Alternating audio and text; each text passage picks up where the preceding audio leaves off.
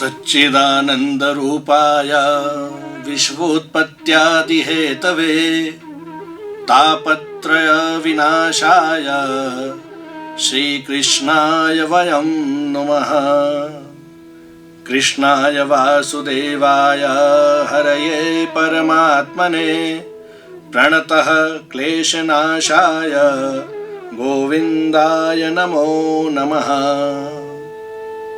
नमस्कार, जय जय अम्बे। मैं पंडित अमित गौड़ आज यहाँ पर आप सभी को पितृपक्ष अथवा श्राद्ध पक्ष की जानकारी देने के लिए उपस्थित हुआ हूँ।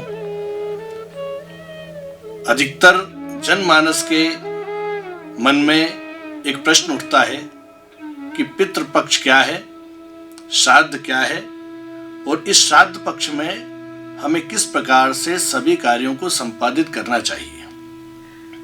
कई लोग ऐसे हैं जिन्हें बहुत जानकारी है, परंतु कई लोग ऐसे हैं जिन्हें ये तो मालूम है कि पितृपक्ष चल रहा है या श्राद्ध चल रहे हैं, लेकिन इनमें क्या किया जाता है, कैसे अपने पितरों को, अपने पूर्वजों को संतुष्ट किया जाता है, इससे संबंधित किसी भी प्रकार की जानकारी उन लोगों को नहीं है।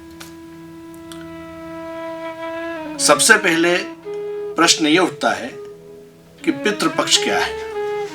तो मेरा कहना है कि वर्ष में एक बार 16 दिनों के लिए हमारे पितृ, हमारे पूर्वज जो भी इस दुनिया में अब नहीं रहे हैं सशरीर, चाहे वो हमारे पिता हो, दादा हो, परदादा हो या अन्य हमारे रिश्तेदार हो, वे सभी पितरों की श्रेणी में आते हैं।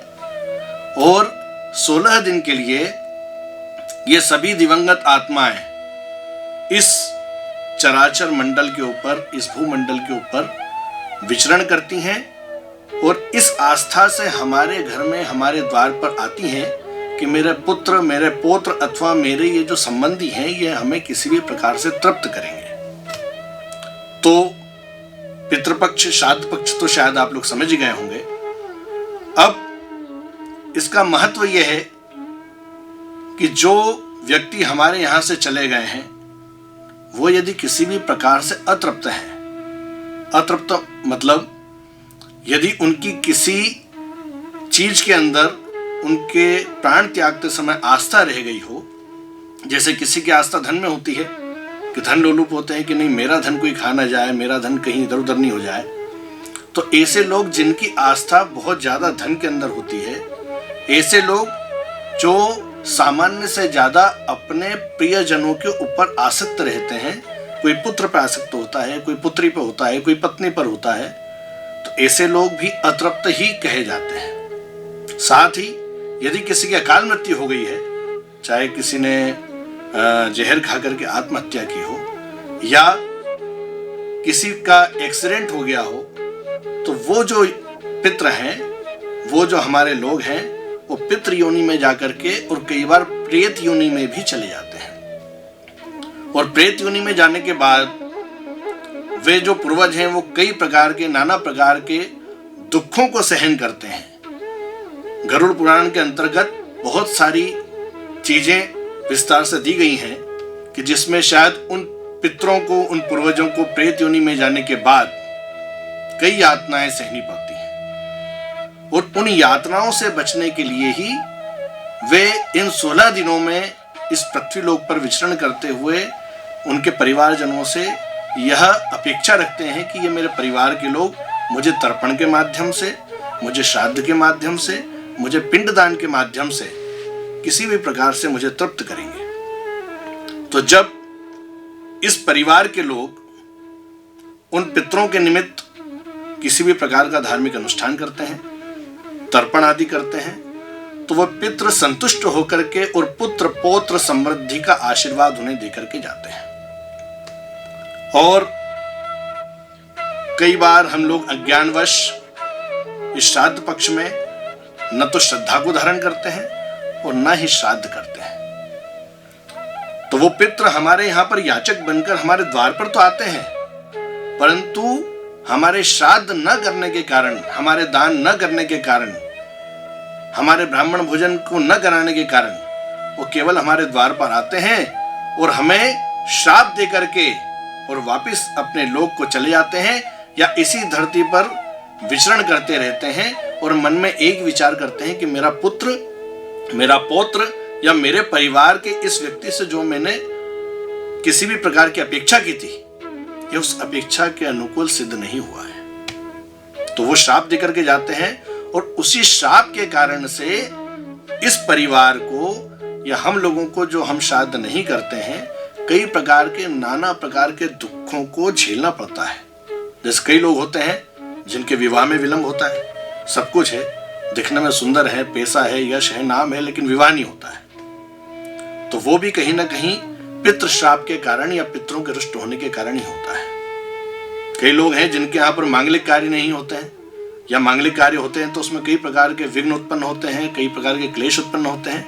कई लोग ऐसे हैं कि जहां पर पति पत्नी के पूर्ण स्वस्थ होने के बाद भी संतानहीनता ही प्राप्त होती है। कई लोग ऐसे हैं जिनके यहाँ केवल कन्याएं ही उत्पन्न होती हैं, पुत्र उत्पन्न नहीं होता, मतलब वंश की वृद्धि करने वाला कोई भी वहां पर उत्पन्न नहीं होता और धीरे धीरे वो वंश नष्ट हो जाता है। तो वंश की वृद्धि, व्यापार की वृद्धि, संतति की वृद्धि, ये सभी केवल पितरों के आशीर्वाद से ही होती है। यदि देवता प्रसन्न है लेकिन पितृ अप्रसन्न है, पितृ अतृप्त है, तो वो पितृ हमें कभी भी उन्नति नहीं होने देंगे। आपके पास धन बढ़ सकता है, लेकिन धन के अलावा बहुत सी श्री होती है, बहुत से सुख होते हैं जिनसे पितृ हमें वंचित कर देते हैं। और इन पितरों को प्रसन्न करने के लिए बहुत से उपाय शास्त्रों में निर्दिष्ट किए हुए हैं। उपाय कोई बहुत बड़े नहीं हैं, लेकिन यदि मन में श्रद्धा को धारण करके आप पितरों का श्राद्ध करते हैं तो वो पितृ आपसे अवश्य ही प्रसन्न होंगे, क्योंकि जो श्राद्ध है वो श्राद्ध श्रद्धा से ही बना है। यदि आपके मन में श्रद्धा है और आप श्रद्धा को धारण करके अपने पितरों का श्राद्ध करते हैं तो वो अवश्य प्रसन्न होंगे। उनको प्रसन्न करने के लिए कोई बहुत बड़ा आडंबर करने की आवश्यकता नहीं है। बहुत छोटे छोटे से उपाय हैं, जैसे आप इन 16 दिनों में उनको प्रसन्न करने के लिए, उनको तृप्त करने के लिए तर्पण कर सकते हैं। तर्पण करना कोई बहुत बड़ा काम नहीं है। मन में श्रद्धा को धारण करें और एक पात्र में जल लेकर के अपने पूर्वजों का, अपने पितरों का स्मरण करके और अंगूठे के माध्यम से उनको जल अर्पित करें, तो उससे वो पितृ अवश्य ही तृप्त होते हैं। हम गाय को चारा, रोटी अथवा अन्य खाने की वस्तुएं दान कर सकते हैं। हम किसी सुयोग्य ब्राह्मण को, वेद पाठी ब्राह्मण को हमारे यहाँ निमंत्रण दे करके और उनको भोजन कराकर उनको तृप्त कर सकते हैं। इस प्रकार के जो कार्य हैं, इससे आपके पितृ अवश्य ही तृप्त होते हैं और आपको पुत्र पौत्र संतति को अभिवृद्धि का आशीर्वाद दे करके और अपने पितृलोक को वापस चले जाते हैं। साथ ही एक संशय बहुत से लोगों के मन में है कि क्या हमारे पितृ हमारे घर में जो पानी रखने का स्थान होता है, जिसे हम प्रचलित भाषा में परिंदा कहते हैं, जहां पर हमारा मटका रखा होता है, उस स्थान पर क्या हमारे पितृ वास करते हैं? क्या उनके निमित्त कोई अलग से स्थान में निर्मित करना चाहिए? तो मेरा उस विषय में यह कहना है कि हमें अलग से पितरों के लिए स्थान बनाने की कोई आवश्यकता नहीं है, क्योंकि पितृ तो वायु रूपी हैं। वायु कहीं भी आ जा सकती है, वायु के लिए सभी द्वार खुले हुए हैं। यदि आप 7 दरवाजे भी बंद करके रखेंगे तो उसमें से भी वो वायु तो प्रवेश करेगी ही करेगी, और उस वायु को आप नहीं रोक सकते हैं। तो पितृ जो है वो वायु रूप है। यदि आपने मन में श्रद्धा को धारण करके अपने पूर्वजों को स्मरण भी किया तो वो पितृ तत्काल उसी क्षण वहां पर उपस्थित हो जाते हैं। अब जहां तक परिंदे की बात है, तो हमारा जो मटका होता है जिसमें हम जल भर के रखते हैं और जिस जल को हम सेवन करते हैं, केवल उस मटके की नियमित साफ सफाई करें, उसमें अशुद्धि ना हो। साथ ही नियमित यदि हम उस परिंदे के पास में सवेरे शाम या किसी भी एक समय घी का दीपक प्रज्वलित करें और वहां पर यह स्मरण करें कि यहाँ पर हमारे पितृ उपस्थित हैं, और उस परिंदे को ही प्रणाम कर लें, तो भी हमारे पितृ प्रसन्न हो जाते हैं, क्योंकि उस परिंदे के आसपास का जो स्थान होता है उसी स्थान पर वो पितृ विचरण करते हैं। उस मटके के अलावा या उस घड़े के अलावा आपको अलग से कोई पात्र भर करके वहां पर रखने की कोई आवश्यकता नहीं है, क्योंकि उसी मटके में हम लोग भी जल ग्रहण करते हैं और हमारे पितरों का वास भी उसी मटके में, उसी मटके के आसपास के स्थान पर होता है। तो मेरा ये कहना है कि आप नियमित रूप से उस परिंदे के आसपास सफाई रखें, किसी भी प्रकार के जूठे बर्तन उसके आसपास न रखें, गंदगी किसी प्रकार की न रखें, और नियमित रूप से उस मटके के आसपास में एक दीपक को प्रज्वलित यदि आप करते हैं तो उससे भी आपके पितृ सदैव प्रसन्न ही रहेंगे। जरूरी नहीं है कि आपके यहाँ किसी भी प्रकार का पितृदोष हो या पितृबाधा हो या किसी प्रकार का कष्ट हो तो ही आपको इस श्राद्ध पक्ष में कुछ तर्पण, पूजन या किसी प्रकार का दान करना है। भाई, पितृ तो हमारे पूर्वज हैं, हमारे माता पिता हैं और हमारा कल्याण चाहने वाले हैं। तो उनके निमित्त जिन लोगों के यहाँ पर किसी प्रकार की बाधा नहीं है उन्हें भी इन 16 दिनों में किसी भी प्रकार का दान करना चाहिए, गायों की सेवा करनी चाहिए, ब्राह्मणों को किसी भी प्रकार का दान करना चाहिए, भिक्षुकों को, जो मांगने वाले हैं, जो असहाय हैं, जो कमजोर हैं, उन लोगों को भी श्रद्धापूर्वक दान करना चाहिए। तो उनके दान करने से हमारे पितृ प्रसन्न होते हैं और हम लोगों को आशीर्वाद दे करके और फिर अपने पितृलोक को चले जाते हैं। नमस्कार।